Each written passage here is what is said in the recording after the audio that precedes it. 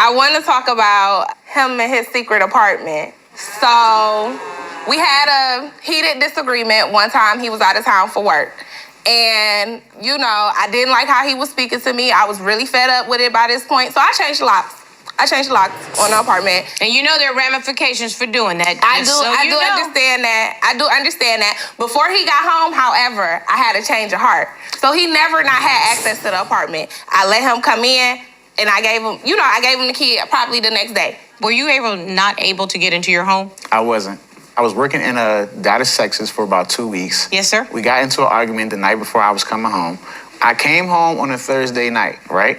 I spent the night at my friend's house. I ended up having to kick it at his house. On Friday morning, I inquired about getting my own place because I felt like I don't want to go through this. How can I pay for somewhere for us to live every month, and you change the locks on me and tell me that you don't want me there? So on that next day, within 24 hours? I went and I found an apartment. Saturday, I looked at it, and by Monday morning, I had my keys to my new place. Now what happened between Friday and Monday with your relationship? Nothing. We didn't talk.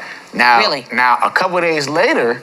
I'm pregnant at this time. A couple days later, she ended up letting me back in the home, but I didn't tell her that I had got an apartment. Fair enough. I actually understand. If you were telling me a timeline, Friday through Monday...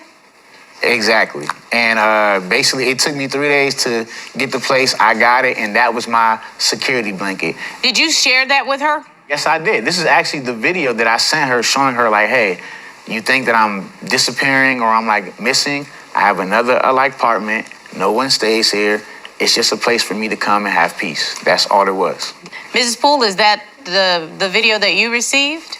I don't remember seeing that video. I'm talking to you. How I remember finding out about this apartment, he was gone for about a week.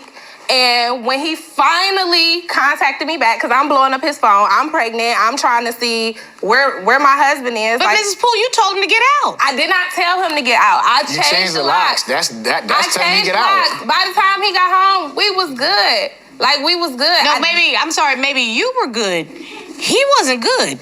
Because, excuse me, Mrs. Poole, you ain't got to tell me but one time to get out of the apartment that I'm paying for, because I'm not going to be on the street. Because you're not going to control, just like he can't control your uterus, you can't control if this man is going to accept volatile behavior. That's what marriage is. If he had enough money to get an apartment in 3 days, he had enough money to check into a hotel and take a breather and bring himself back home. I knew that this was going to come down to that. Here's the deal. You were resentful, ma'am, because you pulled the get out card and he actually played your hand. That's exactly what he did.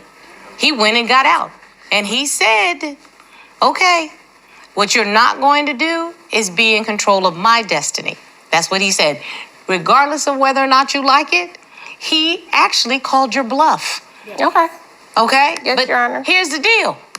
In marriage, you all shouldn't be playing these kinds of games. I tell you. Because when you play silly games, you win silly prizes. Yes.